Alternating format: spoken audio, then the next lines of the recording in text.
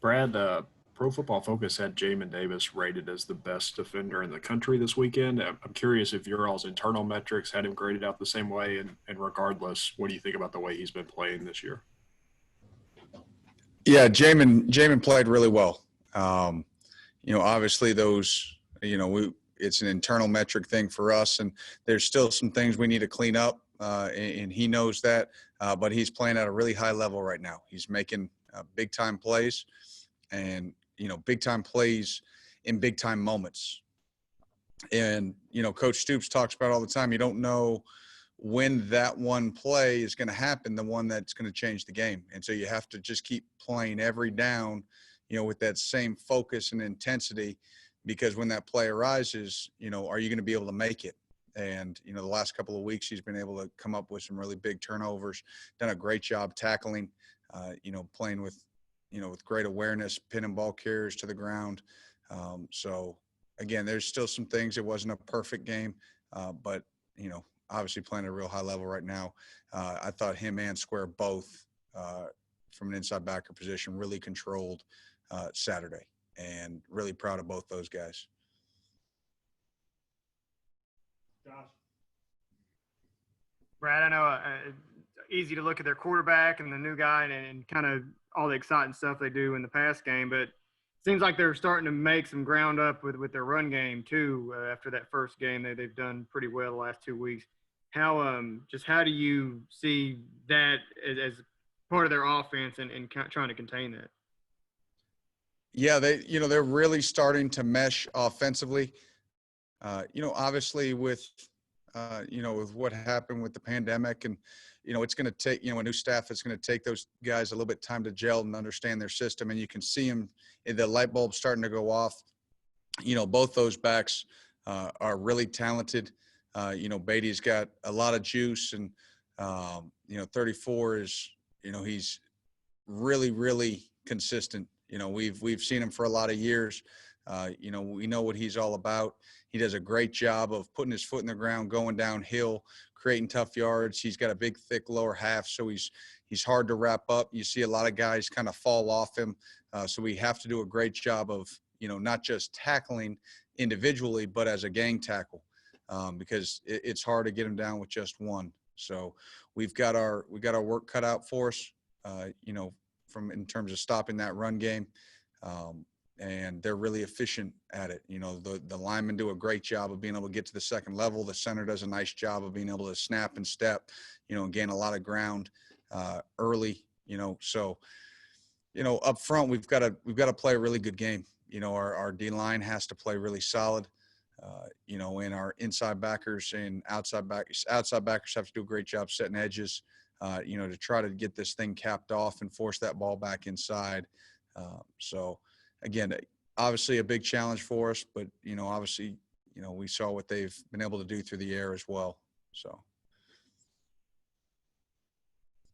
Yeah. Yeah, speaking about the guys up front, Brad, what do you do kind of in your rotation with Quentin, assuming he's still out of action for a bit? How does that rotation set up? Yeah, I mean, we're going to have to play, we're going to have to play quite a few different guys. Some of those young freshmen are going to have to step up. Obviously Marquand's got to step up and play big there at the nose for us. So, and it's a big week. When you look at the film, it wasn't. I've been really high on the front. Through the first several weeks of the season, I thought last week was probably their worst game in terms of gap integrity, doing what they need to do. They got bumped out of some gaps, and again, I think the inside backers did a nice job of just sort of making up for it. But we can't have that this week. There'll be way too many holes, too many vertical seams. So we've got to do a good job of getting back to gap integrity. Coach Stewart does an unbelievable job with those guys. He stays on them. The growth of the young guys from when they first got here in summer, for the most of them came in summer. Ox came early.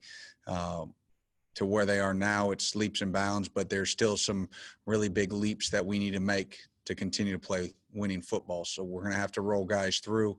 And we're going to need the guys to elevate their play from where they've been playing. If I could follow up real quick on that, is Marquand showing that he can be on the field, for more snaps, and how's his conditioning looking?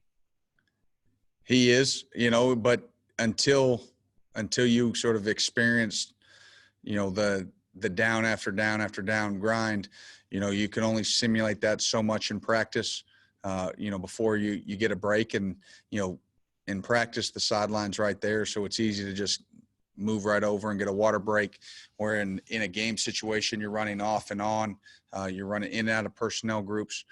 So there's an even greater taxing effect there that, we'll have to do a good job of managing throughout the game. And again, he's not going to be able to take all the snaps. We're going to have to, just like you did. So we're going to have to rotate bodies in there at nose and at all three of those D-line positions, and, try to keep people as fresh as possible.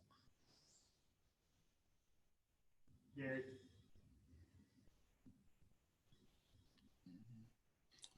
Brad, when it comes to the linebackers, what did you tell them specifically about their coverage after the Ole Miss game that's helped them kind of thrive these last couple games?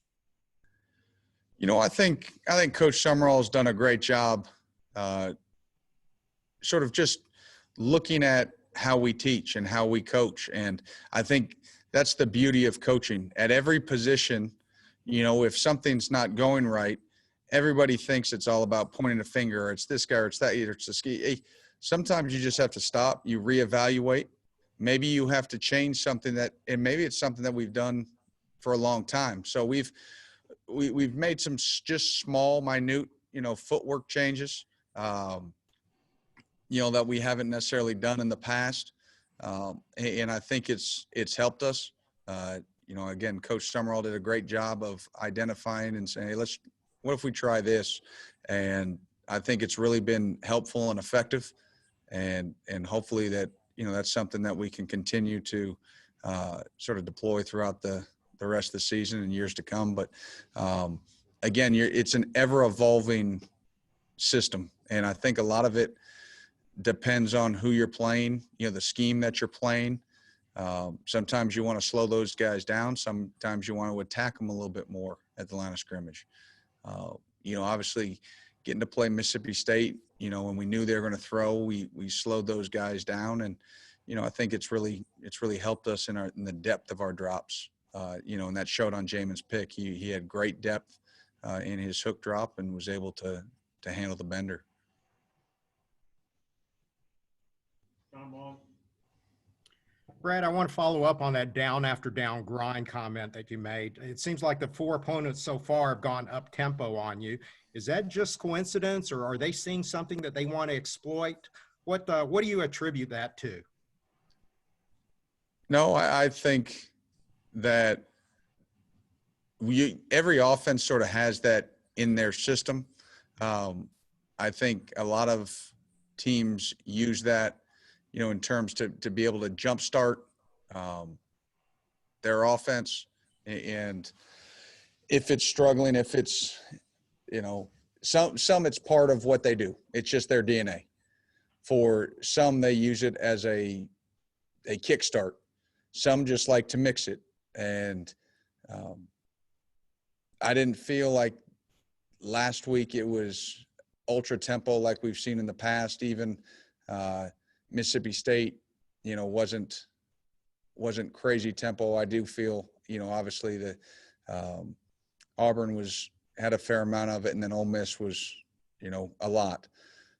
But I think every offense is going to try to see if they can gain an advantage through it. The nice thing about it is if you play good defense, it gives you a chance to go. If you can get off the field and 3 and out, it doesn't give their defense much time to rest. So there's a risk-reward aspect to tempo. And the key for us is to get off the field early, which we did, a fair amount, on Saturday, not all the time. But then especially in the second half we did. And it gave our offense a chance to wear them down, Tennessee down a little bit defensively. And I think a lot of it, that one drive, the scoring drive is, we were back on the field quite a bit. We ended up playing about 48 plays in that first half, just because the pick sixes are awesome, to put the points on the board, but it also means you have to go right back out without any recovery time. Curtis. On the Jamin's pick six, when you saw guys like Brandon Echols like hustling all the way down the field, I think he was all pretty far out of the play to make sure that Jamin gets into the end zone. I mean, how important is that selflessness in moments like that, and for the game overall? I'm glad you brought that up, because on the bus ride home, I was watching the game with Coach Scola, and I stopped the film, and it almost, of all the excitement of the game and winning, and those are the plays, not the points. It was the hustle that it choked me up. I'm like, Coach Scola, it's Joe, look at this. Like, this is what it's all about. And you see all these white jerseys running down the field, passing orange jerseys. And you said, they didn't have the ball in their hand. They weren't going to get the stat. They weren't getting the score, but they cared so much about their teammate that they were going to do everything in their power to help get him into the end zone. And it was the same thing on Josh Paschal's interception. Nobody talked about, if you look back at Josh's in Mississippi State and you watch Kelvin sprinting down the sideline, and you watch Eck from 15 yards back run all the way down the field to escort. And then in the same deal, there was Boogie and Square were escorting, and there were blocks that set the whole thing in motion that a lot of people don't see, by D-Rob and Ty. That's what makes you well up with pride as a coach, because you look out there and you see guys straining for each other. All right. Anybody else? Stoops always, he tells you keep an even keel whether you win or lose. But just personally, have you ever experienced such a big swing in emotion from the first two games of the season, where everybody wanted to crucify your defense? These last two games where they think you're walking on water? Yeah, you're in this game long enough, you're going to go through those ebbs and flows. And I remember the first time we were in Indy in 2012,